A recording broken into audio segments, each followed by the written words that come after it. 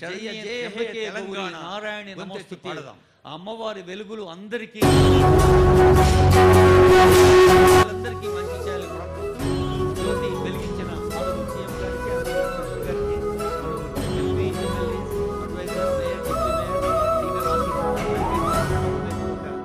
ధన్యవాదాలతో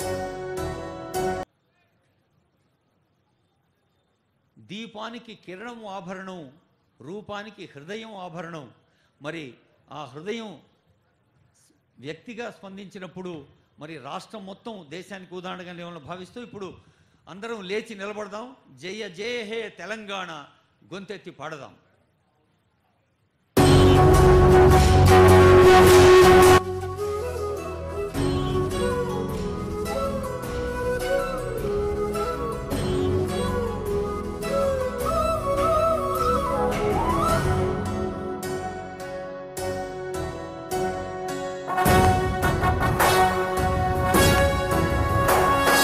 జయ జయ హే తెలంగాణ జననీ జయ కేతనం, ముక్కోటి గొంతుకలు ఒక్కటైన చేతనం, తరతరాల చరిత గల తల్లి నీ రాజనం, పద పదాల నీ పిల్లలు ప్రణమిల్లిన శుభ తరుణం. జయ తెలంగాణ జయ జయ తెలంగాణ, జయ తెలంగాణ జయ జయ తెలంగాణ.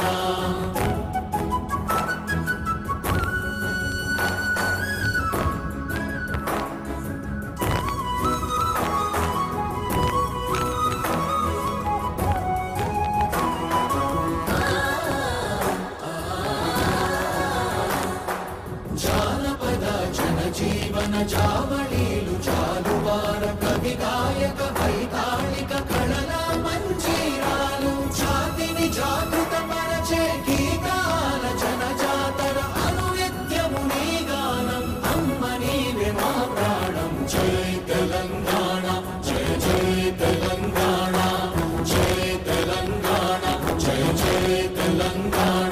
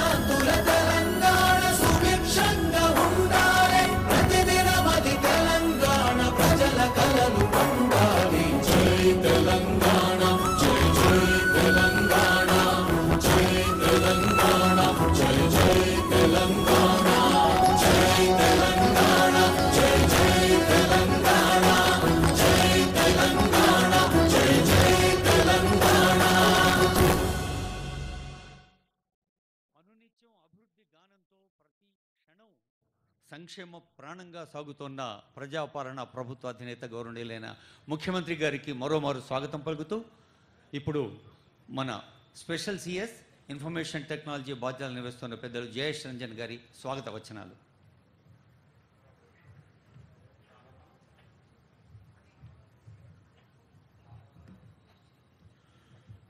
గౌరవనీయులైన రాష్ట్ర ముఖ్యమంత్రి శ్రీ రేవంత్ రెడ్డి గారికి, గౌరవ రెవెన్యూ శాఖ మంత్రి వర్యులు శ్రీనివాస్ రెడ్డి గారికి, గౌరవనీయులైన మేయర్ గద్వాల్ విజయలక్ష్మి గారికి, రాజ్యసభ సభ్యుడు అనిల్ కుమార్ యాదవ్ గారికి, గౌరవనీయులైన స్థానిక శాసన సభ్యులు శ్రీ గణేష్ గారికి, ఎమ్మెల్సీ మిర్జా రియాజుల్ అఫెండి గారికి, ఎమ్మెల్సీ మిర్జా అహ్మద్ బేగ్ గారికి, ప్రభుత్వ సలహాదార్ వేం నరేందర్ రెడ్డి గారికి, మాజీ కేంద్ర మంత్రివర్యులు మాజీ పార్లమెంట్ సభ్యులు వేణుగోపాల్చారి గారికి, ఇక్కడ ఉన్నటువంటి ఇతర అతిథులు, విశిష్ట అతిథులు, ప్రభుత్వ అధికారులు అందరికీ ఈ సుదినం సందర్భంలో మీ అందరికీ ఐటీ శాఖ తరఫున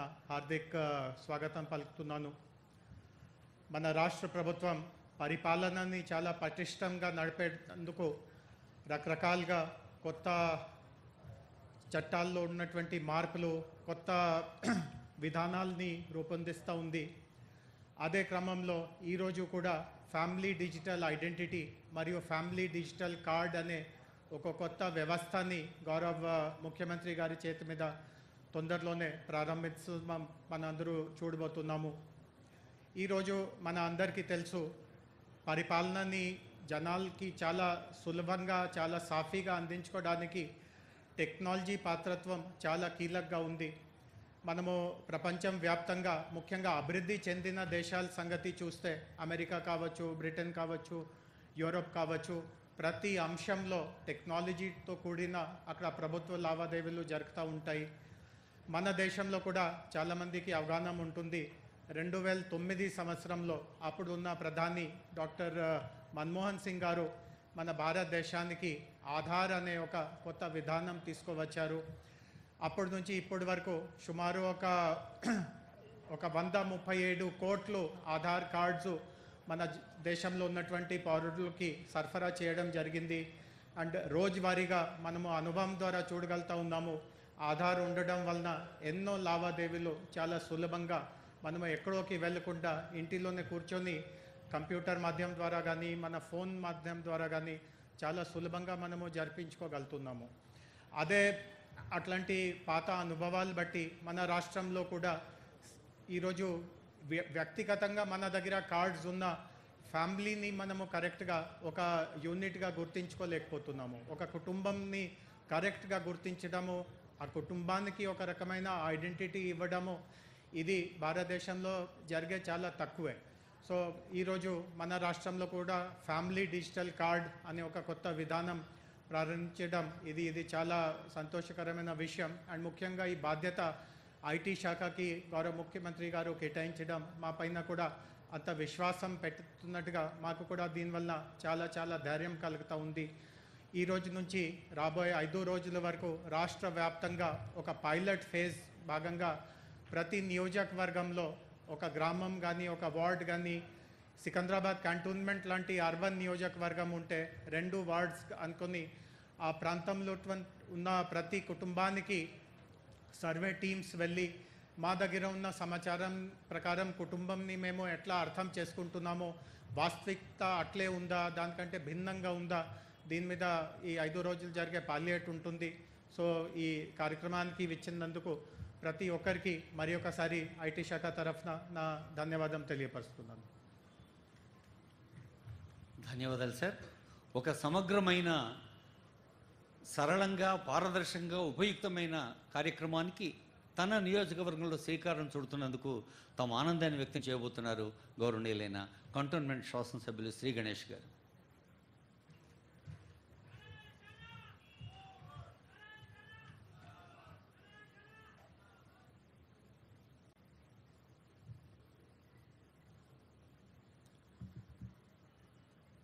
తెలంగాణ రాష్ట్ర అభివృద్ధి కోసం ఆర్నిశం కృషి చేస్తూ తెలంగాణ ప్రజల సంక్షేమం, శ్రేయస్సు కోసం నిత్యం ఆలోచిస్తూ అనేక వినూత్న కార్యక్రమాలతో తెలంగాణ రాష్ట్రాన్ని అభివృద్ధి బాటలో నడిపిస్తూ ఈరోజు మన ముందుకు ఒకే రాష్ట్రం ఒకే కార్డు రూపంగా ప్రతిష్టాపకంగా చేపట్టిన ఈ కార్యక్రమాన్ని, పైలట్ ప్రాజెక్ట్ని మన కంటోన్మెంట్ కాన్స్టిట్యున్సీలో మొదలుపెట్టడానికి విచ్చేసిన మన డైనమిక్ గౌరవనీయులు ముఖ్యమంత్రి సీఎం రేవంత్ రెడ్డి గారికి, అదేవిధంగా రాష్ట్ర మంత్రివర్యులు రెవెన్యూ మినిస్టర్ గారు పొంగిలేటి శ్రీనివాసరెడ్డి గారికి,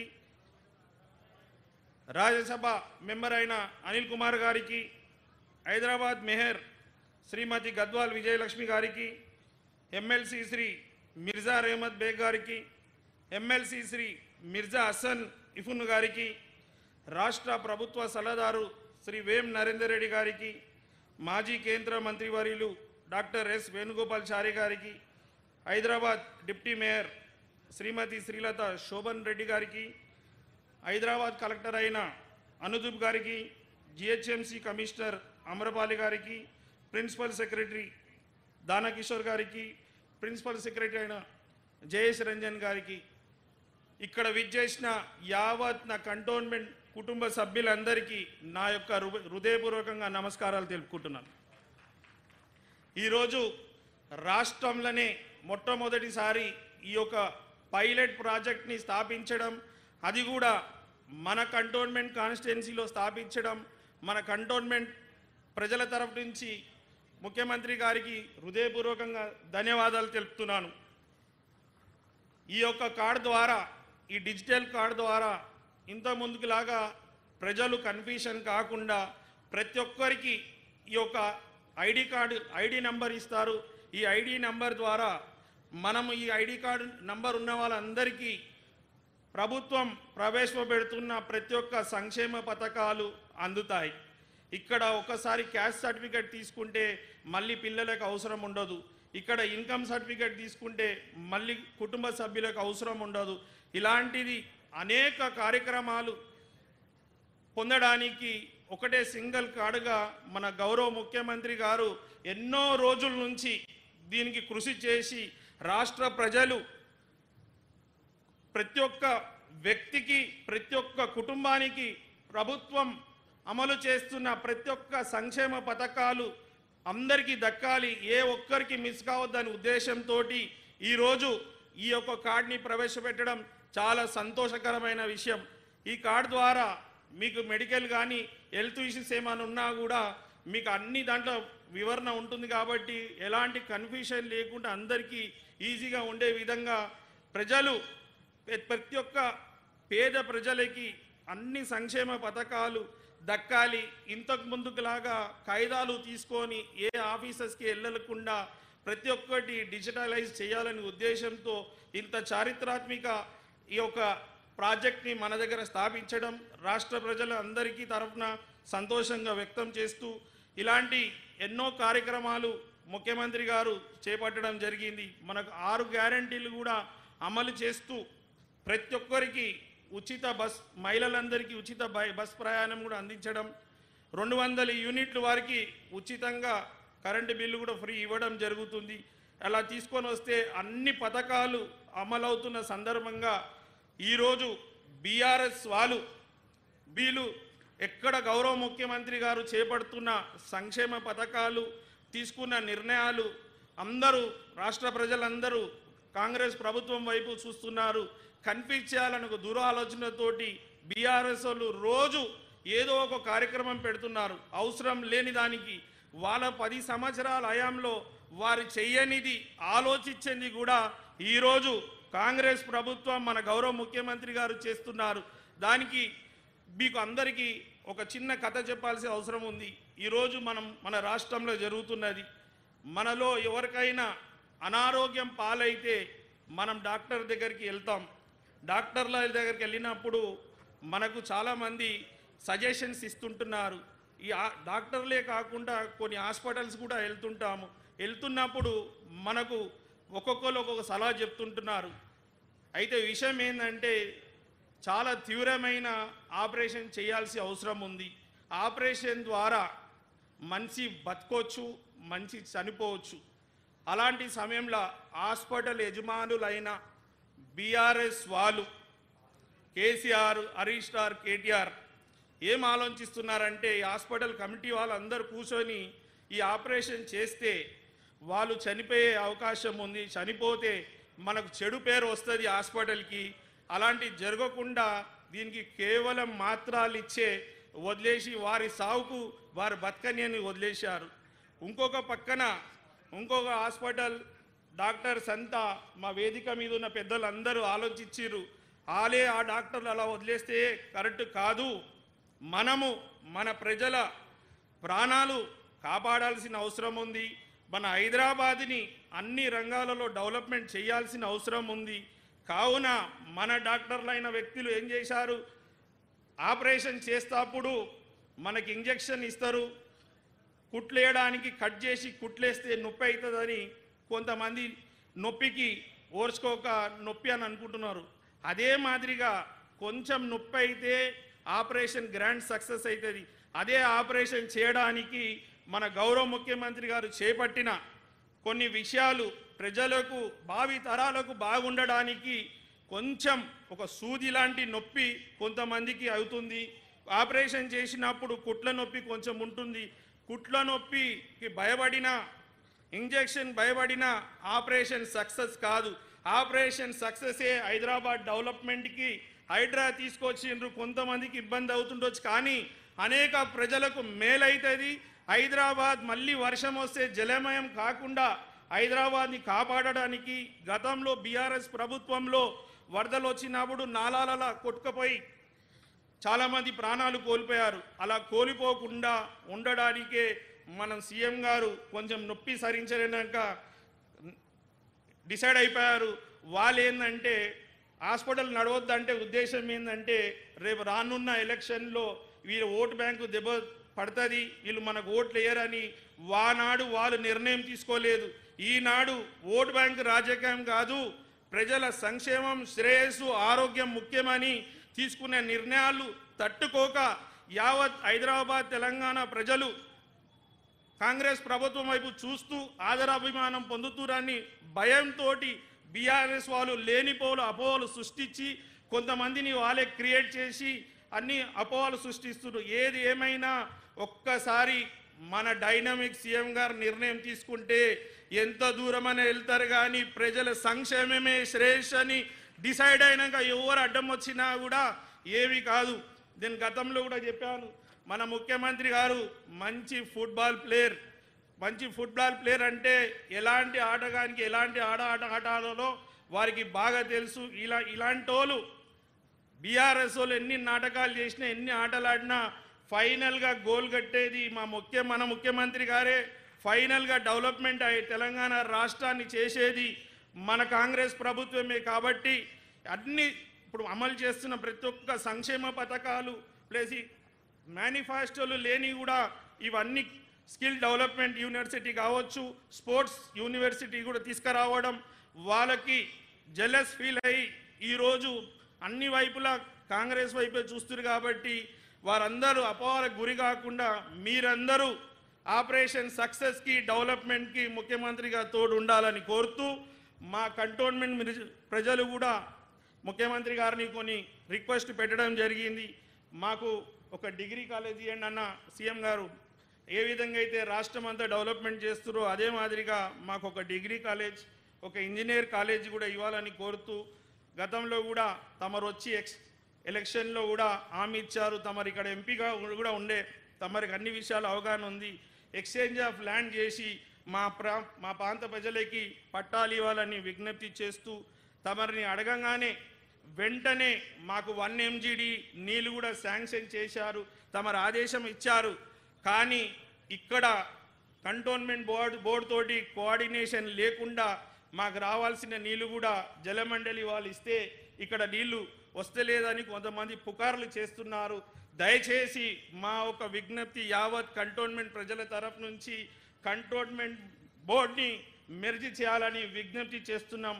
ఆ ఫైలు కింద పడిపోయిన దాన్ని తమరు ఢిల్లీకి వెళ్ళి ఆ ఫైల్ని ముందుకు తీసుకొచ్చి మెర్జర్ దిశగా ముందుకు వచ్చింది, మళ్ళీ ఆగిపోయింది సార్, దాన్ని కూడా మీరు చేయాలని కోరుతున్నాను. ఇదే విధంగా ఈ గ్రౌండ్లో కూడా మాకు ఒక స్పోర్ట్స్ కాంప్లెక్స్ కావాలని కూడా తమరికి రిప్రజెంటేషన్ ఇవ్వడం అయింది. ఈ స్పోర్ట్స్ కాంప్లెక్స్ ఇస్తే మా కంటోన్మెంట్ కాన్స్టిట్యున్సీలో అనేక మంది క్రీడాకారులు ఉన్నారు. మీరు ఏ విధంగా అయితే ఆకాంక్షిస్తున్నారో దేశానికి మంచి మంచి పథకాలు రావాలని, ఆ పథకాలలో కూడా మా కంటోన్మెంట్ ప్రజలు ఉండాలని మిమ్మల్ని మనసారా కోరుతున్నాను. ఇదే కాకుండా అనేక సంక్షేమ పథకాలు మీ అందరి ఆశీర్వాదంతో, ముఖ్యమంత్రి గారి ఆశీర్వాదంతో నన్ను ఎమ్మెల్యే చేసి ఈ యొక్క కార్యక్రమం ఇక్కడ చేపట్టడం మాకు చాలా సంతోషకరం. థ్యాంక్ యూ, ధన్యవాదాలు. కంటోన్మెంట్ నియోజకవర్గాన్ని ఇప్పుడున్న దానికన్నా మరింత కంటెంట్మెంట్ నియోజకవర్గంగా మార్చేందుకు గౌరవ ముఖ్యమంత్రి గారికి వారు అందించిన విన్నపం ఆనందదాయకంగా సాగింది. ఆనరబుల్ ఎమ్మెల్యే గారికి ధన్యవాదాలతో గౌరవనీయులైన రెవెన్యూ, హౌసింగ్, సమాచార పౌర సంబంధాల శాఖ మంత్రులు పెద్దలు పొంగులేటి శ్రీనివాసరెడ్డి గారి శుభాకాంక్ష సందేశం.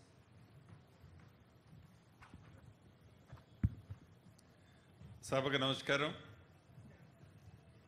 ఈరోజు ఈ కార్యక్రమాన్ని లాంఛనంగా ప్రారంభించడానికి విచ్చేసిన మన అందరి అభిమాన నాయకులు, ఈ రాష్ట్రానికి దిశ దశ నిర్ణయించే యువ ముఖ్యమంత్రి పెద్దలు రేవంత్ రెడ్డి గారికి, స్థానిక శాసనసభ్యులు శ్రీ గణేష్ గారికి, వేదిక మీద ఉన్న ఎమ్మెల్సీలు, ఎంపీ, అదే రకంగా వేమ నరేందర్ రెడ్డి గారు, చైర్మన్గా జిహెచ్ఎంసీ మేయర్ గారు, డిప్యూటీ మేయర్ గారు, ఇంకా వేదిక మీద చాలామంది పెద్దలు ఉన్నారు. వారందరికీ, అధికారులు, ఈ కార్యక్రమానికి హాజరైన నా కుటుంబ సభ్యులందరూ, పాత్రికేయ మిత్రులందరికీ మనస్ఫూర్తిగా హృదయపూర్వక నమస్కారాలు. మార్పు కావాలని, అది ఇందిరమ్మ రాజ్యంతోనే సాధ్యమని రాష్ట్ర ప్రజలందరూ తెలంగాణ రాష్ట్రంలో ఇందిరమ్మ రాజ్యాన్ని తెచ్చుకొని దానికి సారథిగా ఈనాడు మన గౌరవ ముఖ్యమంత్రి రేవంత్ రెడ్డి గారి నాయకత్వంలో అభివృద్ధి, సంక్షేమం రెండు రంగాలని రెండు కళ్ళల వడివడిగా ఉరుకులు పెట్టేస్తున్న మాట వాస్తవం. ఎన్నికల టైంలో అనేక వేదికల మీద ప్రజల కష్టాలు అన్ని రకాలుగా ఇందిరమ్మ రాజ్యం వచ్చిన తర్వాత తీరుస్తామని ఇచ్చిన హామీల్లో భాగంగా ఏదైతే రేషన్కి కానీ, హెల్త్కి కానీ, ఇతరత్ర మీ కుటుంబాల గుర్తింపు కోసం మీ కుటుంబాలకు సంబంధించిన ఒక identity card, ID card, smart కార్డుని ఇవ్వాలని గౌరవ ముఖ్యమంత్రి రేవంత్ రెడ్డి గారి నాయకత్వంలోని ఈ ప్రభుత్వం నిర్ణయించి, ఏదో ఆషామాషిగా ముగ్గురో నలుగురో ఒక 4 గోడల మధ్య కూర్చొని నిర్ణయాలు తీసుకోకుండా రాష్ట్రంలో ఉండే ముఖ్య అధికారుల్ని ఈ దేశంలో 5 రాష్ట్రాలకు పంపించి ఆ రాష్ట్రాల్లో ఏ రకంగా ఈ కుటుంబ సర్వే చేసి ఆ కుటుంబ కార్డులు ఇస్తున్నారో, ఆ కార్డులు ఏ రకంగా దేనికి వాడుతున్నారో, చివరికి ఆరోగ్యానికి కూడా మీ హెల్త్కు సంబంధించింది కూడా అదే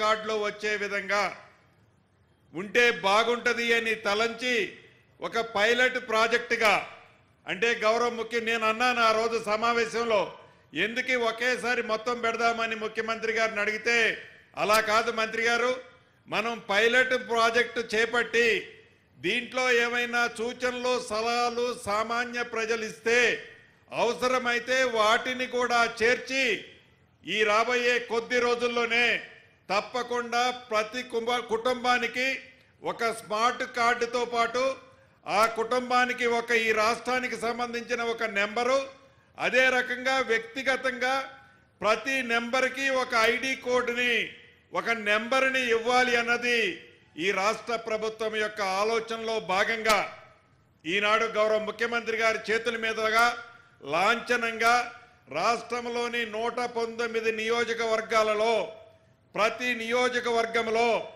2 పాయింట్ల చొప్పున ఒక గ్రామ పంచాయతీ, ఒక కార్పొరేషన్ అయితే ఒక డివిజన్లో ఏర్పాటు చేయాలని నిర్ణయం తీసుకొని ఇది రాబోయే 5 రోజుల్లో ఈ రోజు నుంచి 7వ తారీఖు లోపు పూర్తి చేసి 8, 9 తారీఖుల్లో ఏవైతే ప్రజలు సూచనలు ఇస్తారో, ఏదైతే ప్రతిపక్షాలు సూచనలు ఇస్తారో, ఏదైతే మేధావులు సూచనలు ఇస్తారో తప్పకుండా దాంట్లో మంచుంటే సేకరించి ఈ కార్డులన్నిటినీ యుద్ధ ప్రాతిపదిక మీద ప్రతి కుటుంబానికి ఇవ్వాలన్నదే ఈ ప్రభుత్వం యొక్క లక్ష్యం. గౌరవ ముఖ్యమంత్రి రేవంత్ రెడ్డి గారి ఆలోచనని ఈ వేదిక ద్వారా మీకు తెలియజేస్తున్నాం. అంతేకాదు, ఏదైతే ఆనాడు మేము డబుల్ బెడ్రూమ్ ఇస్తామని ఆర్భాటంగా చెప్పి సుమారు 1,33,000 ఇళ్లకు టెండర్లు పిలిచి కేవలం 65,000-66,000 ఇళ్లే ఆనాడు పూర్తి చేసి మిగతా వాటిని గాలికి వదిలేశారు. గడిచిన ఈ 9 నెలల్లో గౌరవ ముఖ్యమంత్రి గారి సూచనల మేరకు అనేక గ్రామాలలో అసంతృప్తిగా మిగిలిపోయిన వేలాది ఇళ్లను ప్రజల సొమ్మును దుర్వినియోగం చేయొద్దని, బేషిషాలకి పోవద్దని ఆనాటి ప్రభుత్వం మొదలుపెట్టి ఫౌండేషన్ వేసి వదిలేసిన అనేక ఇళ్లని పూర్తి చేశాం. గౌరవ ముఖ్యమంత్రి గారి ఆదేశాలనుసారం ఈ దసరా లోపే ఏవైతే ఇళ్ళు పూర్తయ్యాయో పూర్తయిన ప్రతి ఇళ్లని పేదవాళ్లలో బహుపేదవాళ్ళకి ఇవ్వాలని గౌరవ ముఖ్యమంత్రి గారు సూచించారు.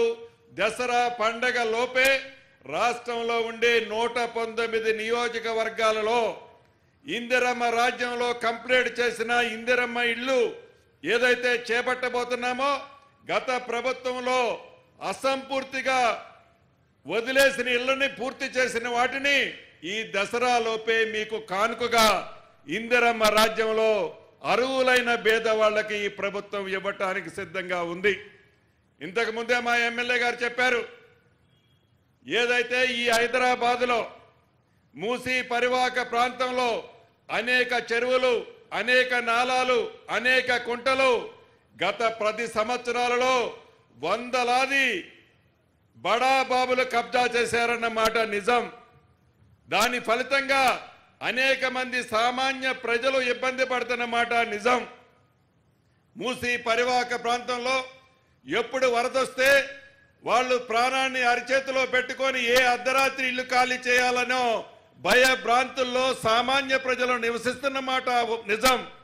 ఈనాడు రాజకీయాల కోసం, ఓట్ల కోసం మాయ మాటలతో వారు అధికారంలో ఉన్ననాడు ఏవైతే స్టేట్మెంట్లు ఇచ్చారో, ఆనాడు ఎంఐయుడి మంత్రిగా ఉన్న కేటీఆర్ గారు అనేక వేదికల మీద అనేక మంది అఫీషియల్స్ సమక్షంలో ఎవరు ఇళ్లున్నా బుల్డోజ్ చేయండి అని చెప్పిన ఆ పెద్ద మనిషి, ఆనాటి ఆ ప్రభుత్వం ఈనాడు ఇందిరమ్మ రాజ్యంలో పేదోళ్లకి మంచి చేసే ఈ ప్రభుత్వంలో గౌరవ ముఖ్యమంత్రి రేవంత్ రెడ్డి గారి సారథ్యంలో ఈ మూసీని ప్రక్షాళన చేసి మంచి జీవితాన్ని పేదవాడికి అందించాలని తపనతో ఒక మంచి కార్యక్రమాన్ని చేస్తుంటే కేవలం రాజకీయ లబ్ధి కోసం, వారి స్వార్థం కోసం, వాళ్ళ తొత్తుల స్వార్థం కోసం ఈనాటి ప్రతిపక్షం వారు అధికారంలో ఉన్ననాడు ఏమి చేశారో వాళ్ళు మర్చిపోయారు.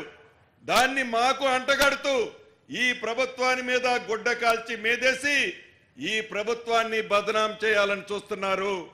ఇది నిజం కాదు. మీరు 10 సంవత్సరాలు పరిపాలించినాడు. ఈ మూసీ పరివాహక ప్రాంతంలో, ఈ మూసీ రివర్ బెడ్ మధ్యలో వేలాది మంది పేదవాళ్ళు ఆ మురికి కుంపట్లో నివసిస్తుంటే కనీసం వారికి మౌలిక సౌకర్యాలు ఇవ్వని మీరు ఈ ప్రభుత్వాన్ని విమర్శించే నైతిక హక్కు మీకు లేదు. గౌరవ ముఖ్యమంత్రి గారు సూచించారు, ఆదేశించారు. ఏదైతే ఈ మూసీ పరివాహక ప్రాంతంలో ఉండే పేదవాళ్ళకి పక్కా ఇల్లు మనం ఇవ్వాల్సిందే అని హౌసింగ్ మంత్రిగా నన్ను ఆదేశించారు. అధికారులకి సేమ్ చెప్పడం జరిగింది. 15,000 ఇళ్ళు ఇప్పటికే ఎలకేషన్ చేశాం.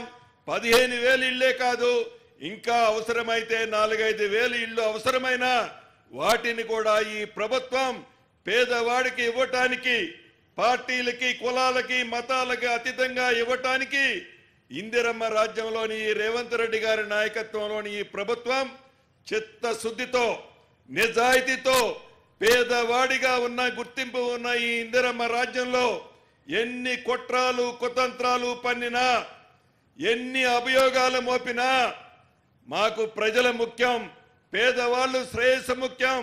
పేదవాళ్ళని ఉన్నతమైన స్థానానికి తేటమే ఈ ఇందిరమ్మ రాజ్యం యొక్క లక్ష్యం. మీ తాటాకు చప్పుళ్ళకి మీరేదైతే మ్యాన్పులేట్ చేసి మీ పింక్ కలర్ మీడియాతో సామాన్య ప్రజల్ని రెచ్చగొట్టాలని చూస్తున్నారో ప్రతిదీ సామాన్య ప్రజలు, పేద ప్రజలు గమనిస్తున్నారు.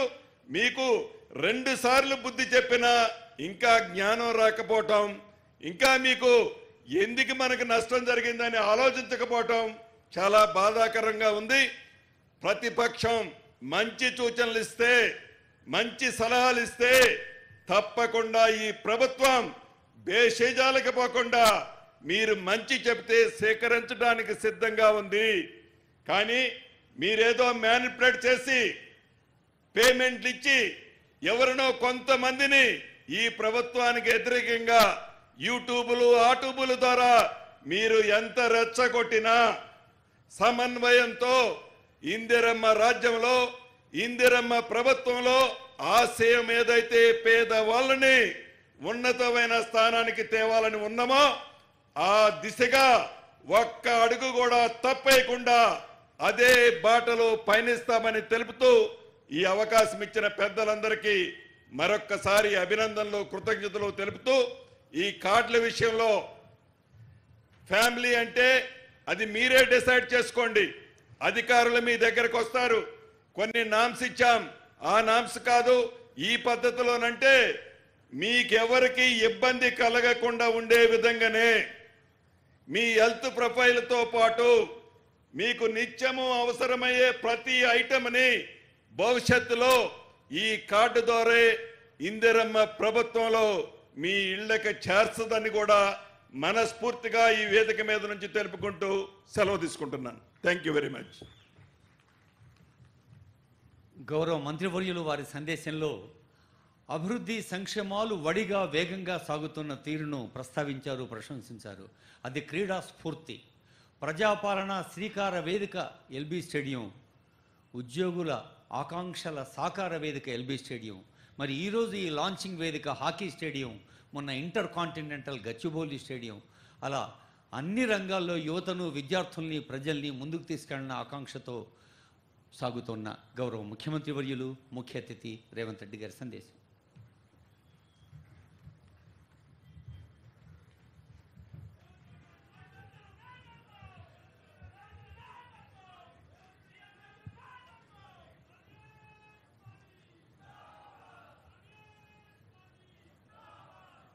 తెలంగాణ రాష్ట్ర ప్రభుత్వం ప్రజలకు సంక్షేమ పథకాలు అందుబాటులోకి తీసుకురావాలన్న ఒక మంచి ఆలోచనతో మంత్రివర్గ సహచరులందరి సూచన సలహా మేరకు ఫ్యామిలీ డిజిటల్ కార్డ్ ప్రతి కుటుంబానికి, కుటుంబంలో ఉన్న సభ్యులందరికీ కార్డు ఇవ్వాలి, వాళ్ళందరినీ రాష్ట్ర ప్రభుత్వం గుర్తించాలి అని ఆలోచన చేసి ఆ కార్యక్రమానికి దసరా నవరాత్రి ఉత్సవాల